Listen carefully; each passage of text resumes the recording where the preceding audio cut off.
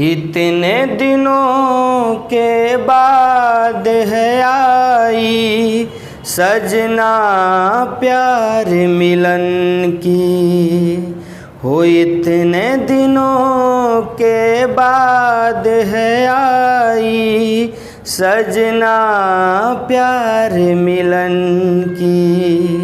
अब हमसे ना सही जाए जुदाई आई सजना प्यार मिलन की, इतने दिनों के बाद है आई सजना प्यार मिलन की।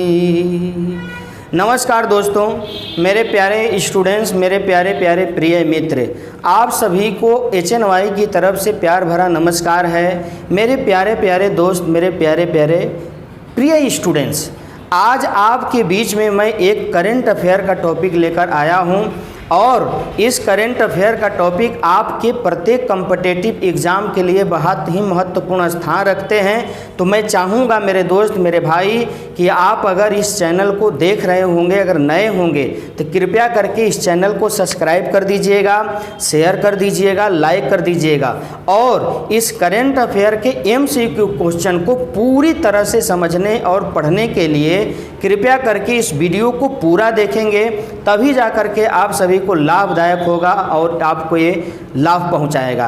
क्योंकि आपके कंधे पर, आपके इस उम्मीद पर आपके गार्जियन की उम्मीद लगी हुई है ताकि आप परिश्रम करके कहीं न कहीं सिलेक्शन लीजिए और आपके माता पिता का मान सम्मान अभिमान ऊंचा उठे। तो मेरे दोस्त, मेरे भाई, आपका समय ना व्यतीत करते हुए मैं आज के इस करंट अफेयर्स का पहला क्वेश्चन आपके सामने लेकर आता हूं और उस क्वेश्चन से पहले एक छोटा सा मोटिवेट शब्द है आपके सामने कि जिस काम में काम करने की हद पार ना हो वो काम किसी काम का नहीं होता।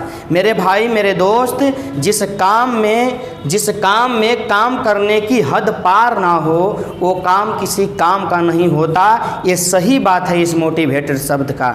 वो काम का ही नहीं होगा अगर आप किसी भी काम को शिद्दत से ना करते हो, दिल से ना करते हो, दिमाग से ना करते हो, तो मेरे भाई, मेरे दोस्त, मेरे प्रिय छात्रों, वो काम आपके किसी काम का नहीं है और ना ही वो काम आपकी सफलता तक पहुंचाने में सहायता प्रदान करेगा। तो मेरे बच्चे, आज का आपके स्क्रीन बोर्ड पे पहला सवाल आपके सामने ये रहा और सवाल कह रहा है कि 11 मार्च 2022 को ये सवाल कर रहा है आपके सामने कि 11 मार्च 2022 को किस संस्थान का 37वां स्थापना दिवस मनाया गया है। ये सवाल आपके बोर्ड पर ये रहा। स्थापना दिवस किस संस्थान का 37वां मनाया गया?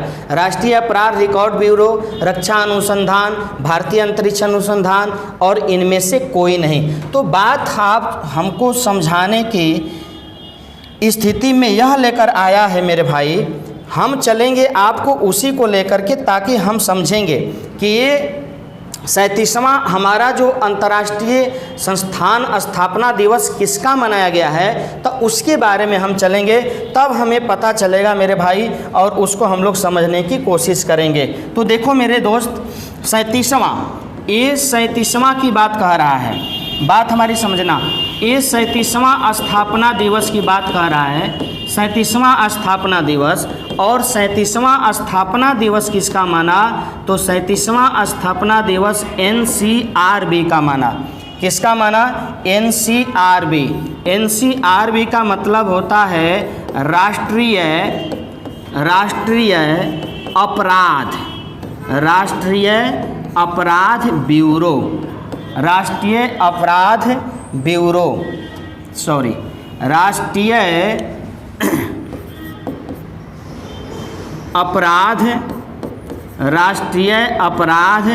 रिकॉर्ड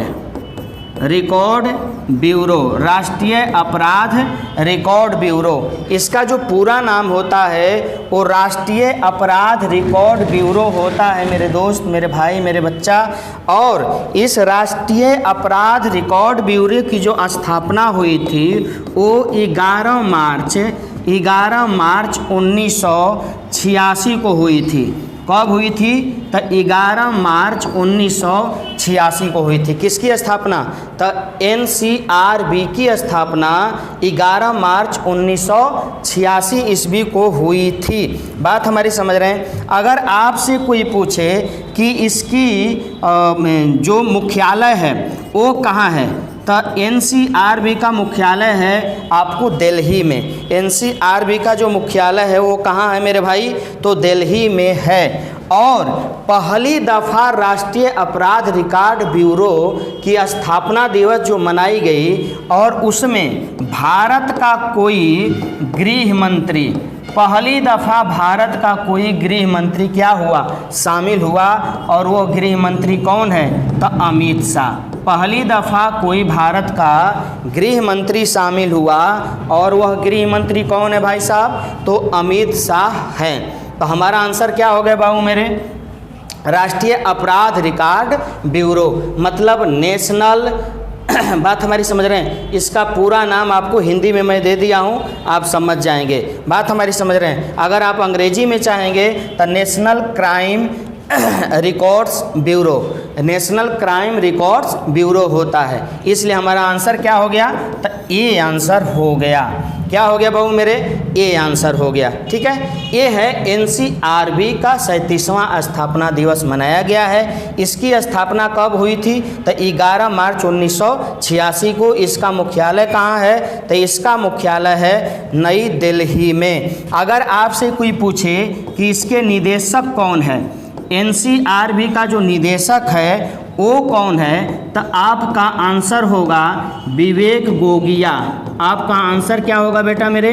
तो विवेक गोगिया होगा। ठीक है, इसका निदेशक कौन है? तो विवेक गोगिया है। बात हमारी समझ रहे हैं। इसके अनुसार ये हमारा आंसर राष्ट्रीय अपराध रिकॉर्ड ब्यूरो है। अब आपको अगर कोई पूछे कि रक्षा अनुसंधान एवं विकास संगठन ये DRDO और इसका जो मुख्यालय है वो बेंगलुरु में है, आपको होना चाहिए समझ में DRDO का। तो बाकी हम नहीं जाएंगे, लेकिन ये आपका आंसर यहाँ पर हुआ। अगले सवाल पर मैं चलता हूँ। सवाल नंबर 2, हाल ही में किसे राष्ट्रीय वित्त रिपोर्टिंग प्राधिकरण का अध्यक्ष नियुक्त किया गया है? ये सवाल आपके सामने है कि हाल ही में किसे राष्ट्रीय वित्त रिपोर्टिंग प्राधिकरण का अध्यक्ष नियुक्त किया गया है? डॉक्टर हसमुख अधिया, अजय भूषण, सुमित बोस, राजीव टाकरू। तो हम चलेंगे मेरे भाई मेरे बच्चे, इसको लेकर के अब समझेंगे कि यह क्या कह रहा है। FA होगा, NFRA होगा। बात हमारी समझ रहे हैं। क्या होगा? NFRA, राष्ट्रीय वित्त फाइनेंशियल रिपोर्टिंग। बात हमारी समझ रहे हैं। तो ये होगा। अब इसका अध्यक्ष कह रहा है कि किसे चुना गया है, तो इसका अध्यक्ष चुना गया मेरे भाई, इसका अध्यक्ष चुना गया किसको? तो इसका अध्यक्ष चुना गया है अजय भूषण पांडे। अजय भूषण पांडे किसका अध्यक्ष चुना गया? तो इसका अध्यक्ष चुना गया अजय भूषण पांडे को। बात हमारी समझ रहे हैं। इसकी जो स्थापना हुई थी वो 2013 एक्ट के तहत, 2013 एक्ट मतलब अधिनियम के द्वारा, और इसकी मूल स्थापना हुई कब? तो 2018 में। इसकी मूल स्थापना कब हुई बाबू मेरे? तो 2018 में। इसका जो अध्यक्ष है वो आपके सामने अजय भूषण पांडे यहाँ पर मैंने दिया। इसका कार्यकाल कितना दिन का होता है?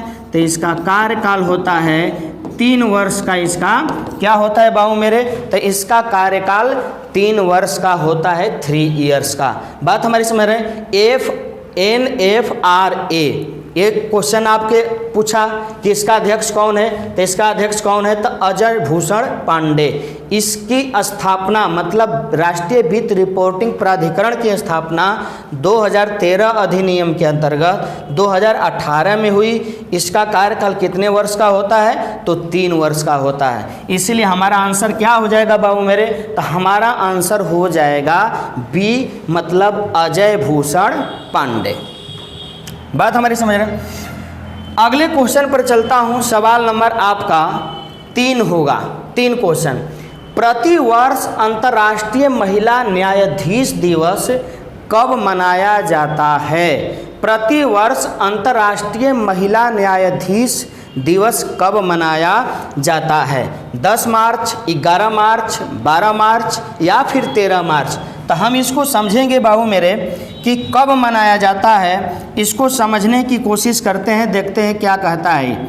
ठीक है, तो देखो बाबू मेरे, ये प्रतिवर्ष अंतर्राष्ट्रीय महिला न्यायाधीश दिवस कब मनाया जाता है, तो इसको हम लोग को देखना बहुत ज़रूरी है। तो देखो ज़रा, न्यायाधीश दिवस ये क्या कह रहा है?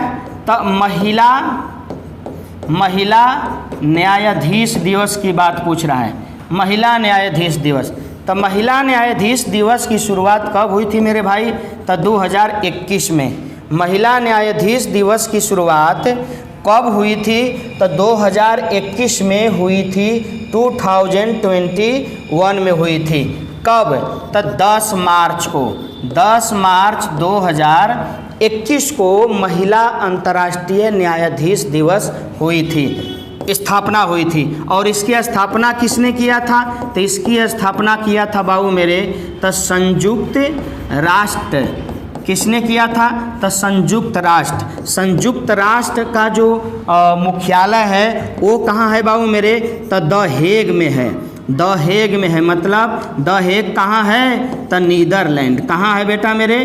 तो नीदरलैंड है। द हेग कहाँ है? नीदरलैंड। तो 10 मार्च 2021 को अंतर्राष्ट्रीय महिला न्यायाधीश दिवस मनाया जाता है। बात हमारी समझिए, इसकी स्थापना कब हुई थी, शुरुआत कब हुई थी? तो 2021 में। किसने करवाया था? तो संयुक्त राष्ट्र ने करवाया था। अब संयुक्त राष्ट्र ने करवाया था तो क्यों?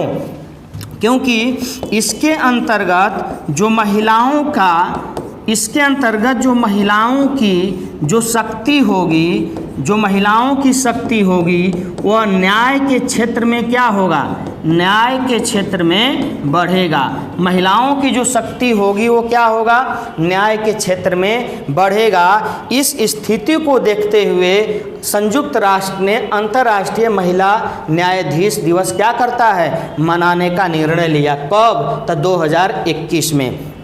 अभी हाल ही में आपको जानकारी होगी कि प्रथम महिला, ये जो प्रथम महिला है पाकिस्तान की ये जो प्रथम महिला है, कौन? तो आयशा मलिक। पाकिस्तान की एक प्रथम महिला कौन है बाबू मेरे? तो आयशा मलिक है, जो वहाँ के सुप्रीम कोर्ट के क्या पहली महिला न्यायाधीश बनी। सुप्रीम कोर्ट के पहली महिला न्यायाधीश बनी। कौन? तो आयशा मलिक, पाकिस्तान की पहली महिला न्यायाधीश, महिला न्यायाधीश। किसने, कौन बना? तो आयशा मलिक। अगर आपसे कोई पूछे कि भारत की पहली महिला न्यायाधीश कौन बनी थी, तो फातिमा बीबी। भारत की पहली महिला न्यायाधीश कौन बनी थी बाबू मेरे? तो फातिमा बीबी बनी थी। फातिमा बीबी बनी थी भारत की प्रथम महिला न्यायाधीश, मुख्य न्यायाधीश सुप्रीम कोर्ट का। बात हमारी समझ रहे हैं? तो इसके तहत हमारा आंसर क्या हो जाएगा बाबू मेरे? तो इसके तहत हमारा आंसर हो जाएगा 10 मार्च। समझे क्या? अंतर्राष्ट्रीय महिला दिवस कब मनाया जाता है? न्यायाधीश दिवस कब मनाया जाता है? तो 10 मार्च को। अगर आपसे कोई पूछे कि अंतर्राष्ट्रीय महिला दिवस कब मनाया जाता है, अंतर्राष्ट्रीय महिला दिवस कब मनाया जाता है, तो अंतर्राष्ट्रीय महिला दिवस मनाया जाता है 8 मार्च को। कब मनाया जाता है बाबू मेरे? तो 8 मार्च को। बोलो बात सही है? तो इसका आप स्क्रीनशॉट ले लो, ये आपके काम आएंगे, आप उतार लेंगे। ठीक है, जल्दी से जल्दी ले लीजिए। चलिए आगे चलता हूँ। अब सवाल नंबर हम क्वेश्चन 4 पे आ जाते हैं। हाल ही में भारत की कौन सी महिला क्रिकेटर बॉलर विश्व कप में विकेट लेने के मामले में संयुक्त रूप से प्रथम स्थान पर पहुंच गई है? भारत की कौन सी महिला क्रिकेटर है जो संयुक्त रूप से विश्व कप में विकेट लेने के मामले में प्रथम स्थान पर पहुंच गई है? तो उसको हमको देखना है बाबू मेरे। ठीक है, तो उस पर हम चलते हैं, आप समझिएगा।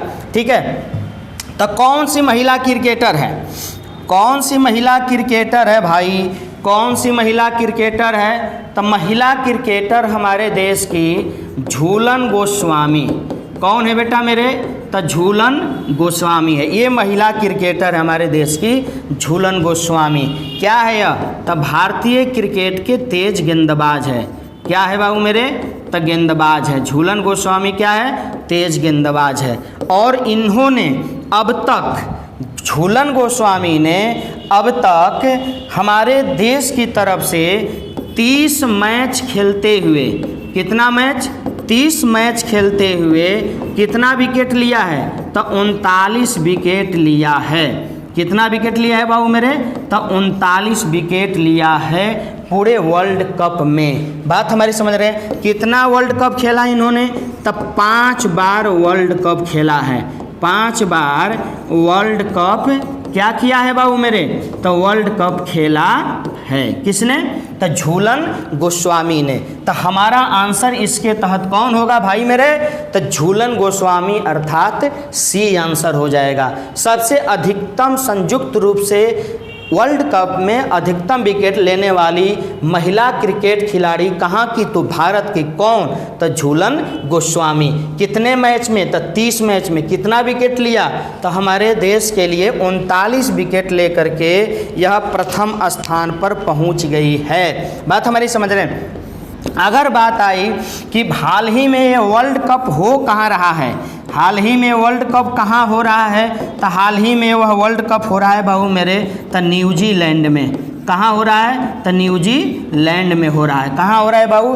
तो न्यूजीलैंड में यह महिला वर्ल्ड कप हो रहा है। बात हमारी समझ रहे हैं? अगर स्मृति मंधाना की बात आ जाए, ये बी जो ऑप्शन दिया, स्मृति मंधाना की बात आ जाए, तो इसको क्या मिला? ICC cricket.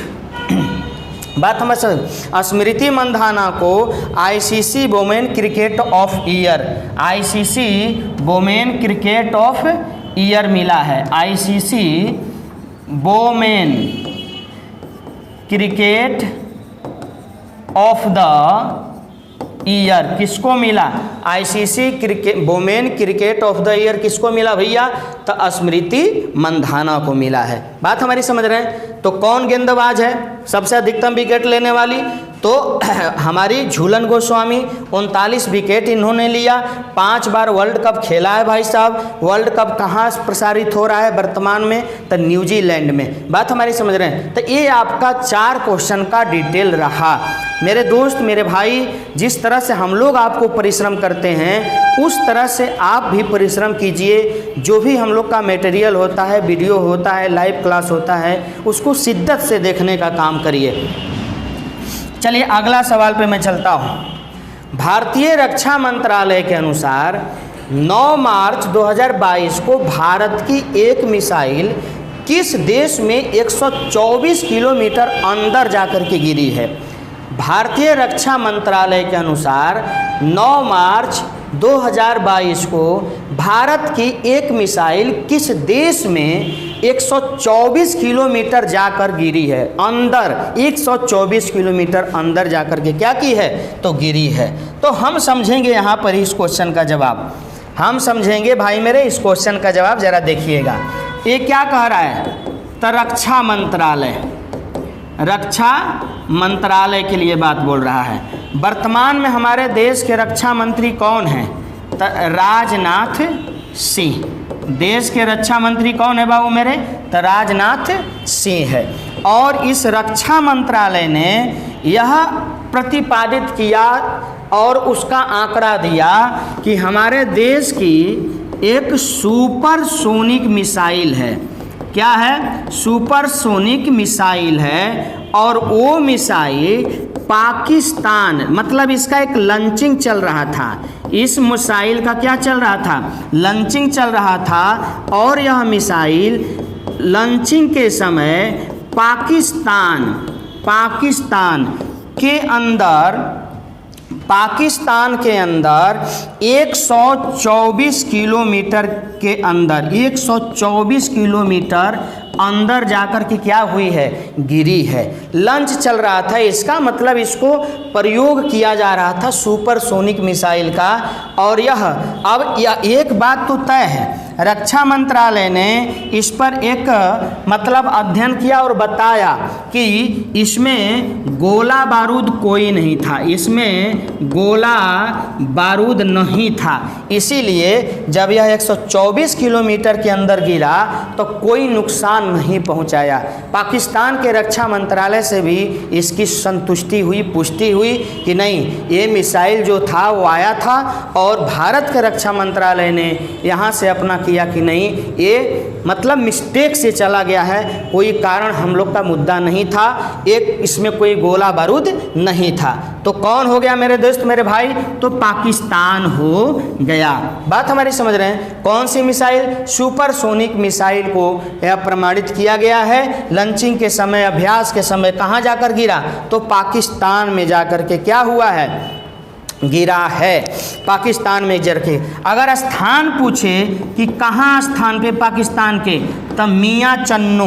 कौन से स्थान पर बाबू मेरे, तब मियाँ चन्नू अंदर जाकर के, मियाँ चन्नू के अंदर जाकर के क्या हुआ है, गिरा है। कौन सी मिसाइल, सुपरसोनिक मिसाइल। किस देश में, तो पाकिस्तान के अंदर गिरा है। अब सोचो, ये तो सिर्फ प्रैक्टिस हुआ और इसमें गोला बारूद नहीं था। अगर उम्मीद के साथ हम लोग मिसाइल छोड़ें तो समझ लो पाकिस्तान का हाल क्या हो जाएगा। जैसे रूस यूक्रेन पर क्या किया है, इतना बड़ा हमला करके रखा हुआ है। बात हमारी समझ रहे हैं मेरे भाई। चलिए चलते हैं अगला क्वेश्चन 6 पे। 4 मार्च 2022 को भारतीय रेलवे ने 2 ट्रेनों को एक दूसरे की ओर पूरी गति से आगे बढ़ाते हुए स्वचालित ट्रेन सुरक्षा प्रणाली का परीक्षण किया है। इसका क्या नाम है? एक सुरक्षा प्रणाली का परीक्षण किया है और उस सुरक्षा प्रणाली का क्या नाम है, इसका जवाब इसमें से देना है। भवन, कवच, भीष्म, रक्षक, इसका जवाब इसमें से ढूंढना है मेरे भाई। बात हमारी समझ रहे हैं। तो हम देखते हैं मेरे दोस्त, मेरे भाई, थोड़ा सा यहाँ पर कवर करते हैं। देखिएगा जरा, गौर करिएगा। ये जो भारत सरकार ने बजट पास किया 2022-23, बजट पास किया 2022-23 और इस बजट में स्वचालित ट्रेन की पटरी को बिछाने के लिए, और वो पटरी कितनी, तो 2000 किलोमीटर स्वचालित पटरी को क्या करने के लिए, बिछाने के लिए इन्होंने बजट में क्या किया, पास किया। और वो पटरी क्या होगी, तो आप जरा देख लो मेरे भाई। जैसे कि ये पटरी है मेरे भाई, मेरे मुन्ना, मेरे दोस्त, ये पटरी हो गई है ना। और इस पटरी पर इधर से एक ट्रेन जा रही है और इस पटरी पर एक इधर से ट्रेन आ रही है। बात हमारी समझ लेना।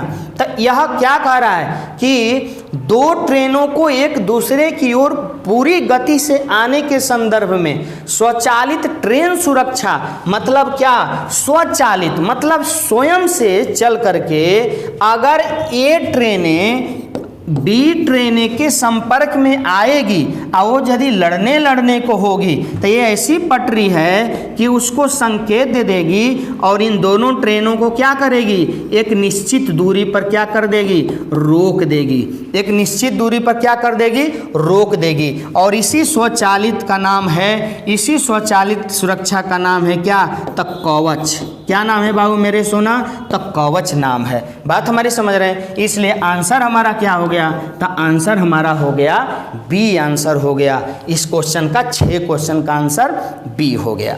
बात हमारी समझ रहे, कोई दिक्कत। ये ऐसी व्यवस्था है जैसे कि आज के डेट में हम लोग देखते हैं ना कि हमारी जो ट्रेनें होती है वो एक दूसरे की तरफ आकर लड़ जाती है, बहुत सारी घटनाएं हो जाती है। लेकिन इसी घटना को रोकने के लिए रेलवे मंत्रालय ने इस बार रेल बजट में 2000 किलोमीटर की ऐसी एक स्वचालित ट्रेन सुरक्षा प्रणाली बिछाने का काम किया है, जिससे कि 2 ट्रेनें आपस में कभी लड़ नहीं पाएगी। ठीक है बाबू मेरे, चलिए क्वेश्चन नंबर 7 पे आइए, 7 पे। 7 क्वेश्चन कह रहा है हमारा आपके सामने स्क्रीन बोर्ड पे 7 क्वेश्चन है, तो देखिए जरा। 4 मार्च 2022 को किस देश के क्रिकेटर शेन वार्न का निधन हो गया है?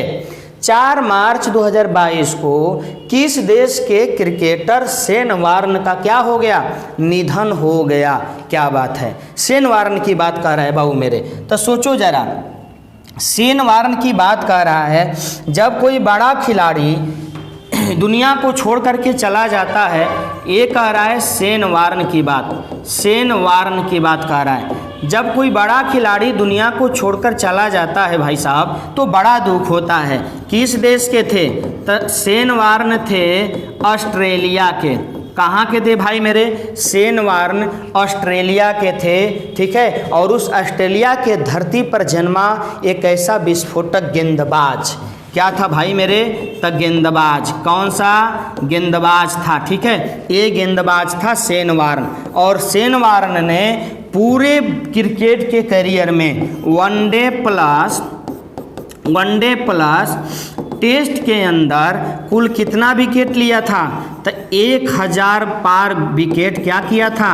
शेन वार्न ने लिया था। और उस 1000 में लगभग 803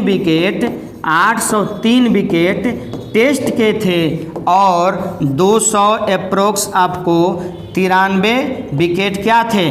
293 विकेट आपको वनडे मैच के थे। किसके मैच के थे? तो वनडे मैच के थे। तो ये शेन वार्न है। शेन वार्न का जो निधन हुआ भाई मेरे, वो 52 वर्ष की उम्र में हुआ। शेन वार्न का निधन का हुआ तो 52 वर्ष की उम्र में हुआ। और वो अपना मृत्यु के समय कहाँ थे? तो थाईलैंड में थे। शेन वार्न कहाँ थे भाई मेरे? तो थाईलैंड में थे। और उनको वहीं पर क्या हुआ? तो हृदय घात हो गया।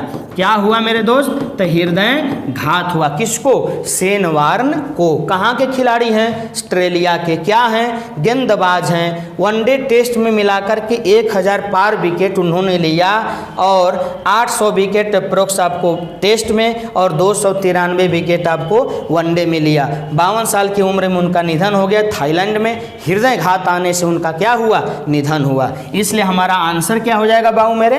तो ऑस्ट्रेलिया हमारा आंसर हो जाएगा। ऑस्ट्रेलिया के खिलाड़ी कौन थे? तो शेन वार्न थे। मेरे कहने का मकसद यह है कि आपका जो स्किन है, आपका जो चेहरा है, आपकी जो खूबसूरती है, वो काम नहीं आती। आपका काम, आपका सबसे खूबसूरत एक बहुमूल्य चीज़ है, मूल्यवान धनवान चीज़ है। उसके बिना आपका कहीं कुछ गुजारा नहीं है। तो आगे बढ़ने के लिए मेरे दोस्त आपको परिश्रम तो करना ही पड़ेगा। चलिए आगे 7वां नहीं 8वां सवाल पे चलता हूँ। हाल ही में वन्य दिवस, विश्व वन्य दिवस कब मनाया गया है? 5 मार्च, 2 मार्च, 3 मार्च, 4 मार्च। हाल ही में विश्व वन्य दिवस कब मनाया गया है? इसको आपको देखना है। जल्दी से जल्दी इसको आप देखें, उसके बाद हम लोग चलें। बात हमारी समझ रहे मेरे भाई? तो हाल ही में वन्य दिवस, विश्व वन्य दिवस, हाल ही में विश्व वन्य दिवस की बातें कह रहा है। कौन? तो विश्व वन्य दिवस की बात कर रहा है। विश्व वन्य दिवस कब मनाया गया है? तो देखो मेरे भाई, ये वन्य विश्व दिवस क्या है, क्यों इसका उद्देश्य है? तो इसका उद्देश्य है प्रकृति को क्या करना? प्रकृति को स्वच्छ शुद्ध करना। क्या करना? शुद्ध करना। और ये जो वन्य दिवस है हमेशा कब मनाया जाता है? तो 3 मार्च को मनाया जाता है। कब मनाया जाता है? तो 3 मार्च को मनाया जाता है। जरा रिकवरिंग की स्पेसीज फॉर इकोसिस्टम रेस्टोरेशन, मतलब क्या? पारिस्थितिकी तंत्र को बचाने के लिए इसका मुख्य उद्देश्य है। क्या करने के लिए? तो पारिस्थितिकी इकोसिस्टम को बचाने के लिए इसका मुख्य उद्देश्य है। और इकोसिस्टम क्या है? तो इकोसिस्टम पारिस्थितिकी तंत्र ऐसा तंत्र होता है जो प्रत्येक जीव को, चाहे वो प्लांट्स हो, चाहे ह्यूमन हो या फिर अन्य जातियां हो, एक दूसरे के कनेक्शन को जोड़ने का काम करता है। तो हमारा आंसर क्या हो गया बाबू मेरे? तो 3 मार्च हमारा आंसर हो गया, अर्थात सी आंसर हो गया। प्रतिवर्ष विश्व वन्य दिवस कब मनाया जाता? 3 मार्च को। और इसका थीम क्या था इस बार का? रिकवरिंग की स्पीशीज फॉर इकोसिस्टम रेस्टोरेशन। बात हमारी समझ रहे हैं? तो ये इसका थीम था, 3 मार्च को मनाया जाता है। चलिए आगे सवाल पे चलते हैं। सवाल नंबर 9 आपके सामने है। हाल ही में संजीव कपूर को निम्न में से किस एयरलाइंस का सीईओ बनाया गया है? हाल ही में संजीव कपूर को किस एयरलाइंस का सीईओ बनाया गया है? इसका जवाब हमको देना है, ठीक है। Indigo airlines, spice jet airlines, jet Airways, Vistara airlines, इसको दिमाग में रखना है बाबू मेरे। तो देखो जरा, हाल ही में सीईओ किसको बनाया गया? संजीव कपूर को। किसको बनाया गया भाई साहब? तो संजीव कपूर को। क्या कह रहा है यह? संजीव कपूर को बनाया गया। अब देखो बेटा मेरे, तो संजीव कपूर को जो सीईओ बनाया गया है वो किसका? तो जेट एयरवेज का। किसका बनाया गया? तो जेट एयरवेज। जेट एयरवेज किसका बनाया गया बाबू मेरे? तो जेट एयरवेज का बनाया गया। क्या बनाया गया? तो सीईओ बनाया गया।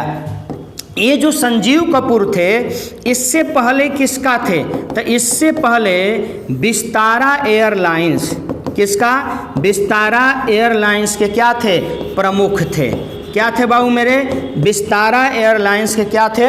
प्रमुख थे। कौन? संजीव कपूर। इससे पहले इसका प्रमुख थे, लेकिन वर्तमान में क्या बना दिए गए? जेट एयरवेज का क्या बना दिया गया? चीफ अर्थात सीईओ बना दिया गया है। इसीलिए हमारा आंसर क्या हो जाएगा? तो हमारा आंसर हो जाएगा जेट एयरवेज। संजीव कपूर को किसका बनाया गया सीईओ? तो जेट एयरवेज का बनाया गया है। अगर आपसे पूछे कि हाल ही में एयर इंडिया को किसने खरीदा है? तो एयर इंडिया को किसने खरीदा है अगर पूछे आपसे, तो आपको जवाब क्या होगा? टाटा ने। किसने खरीदा?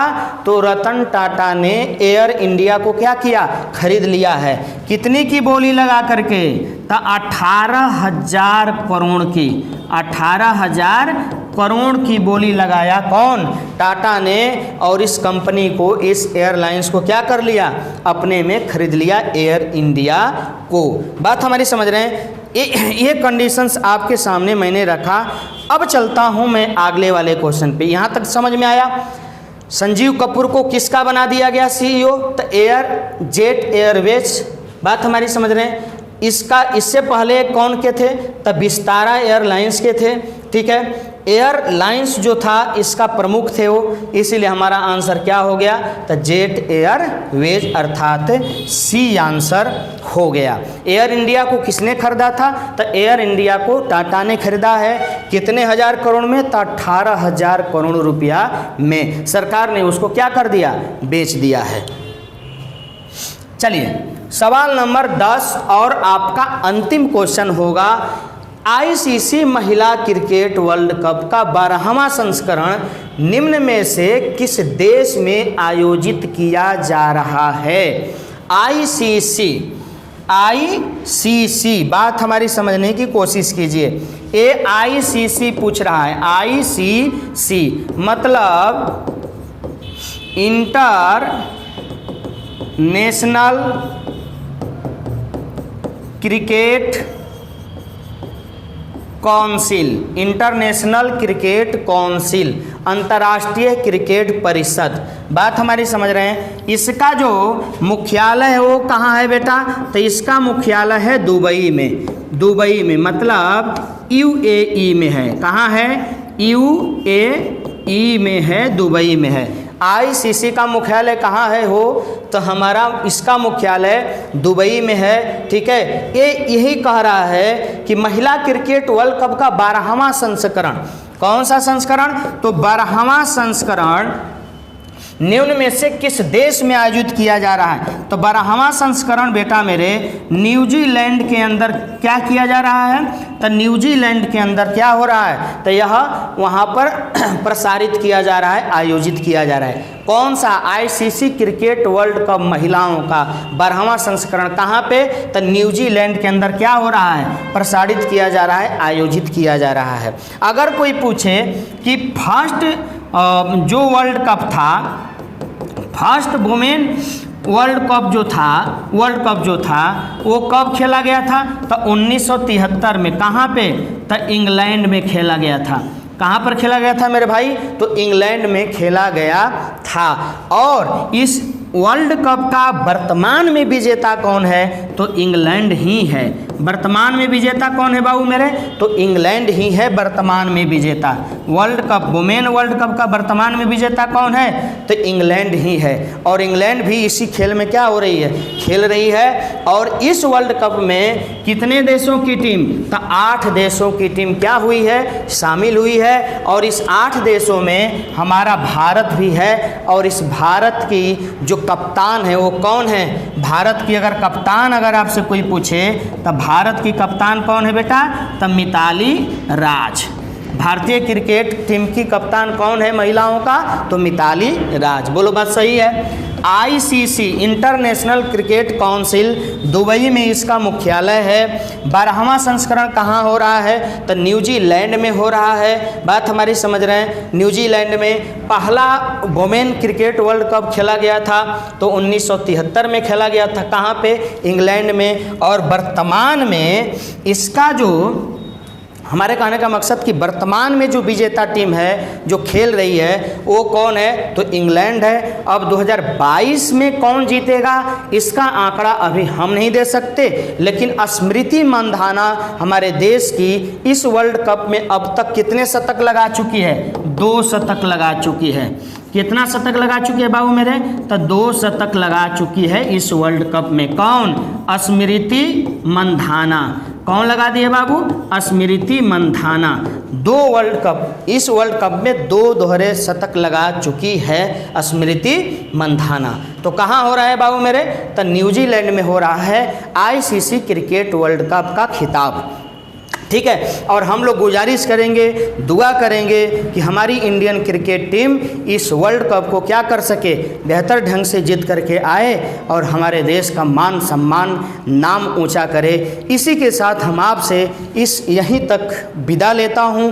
अगली मुलाकात हमारी मेरे दोस्त, मेरे प्यारे भाई, अगले करंट अफेयर के इसी सेशन के दौरान होगी। और सेशन नंबर 2 होगा, वो कल होगा। कल मैं आपके बीच में फिर एक वीडियो आऊँगा लेकर के। तब तक के लिए आप सभी से विदा लेता हूँ। जय हिंद।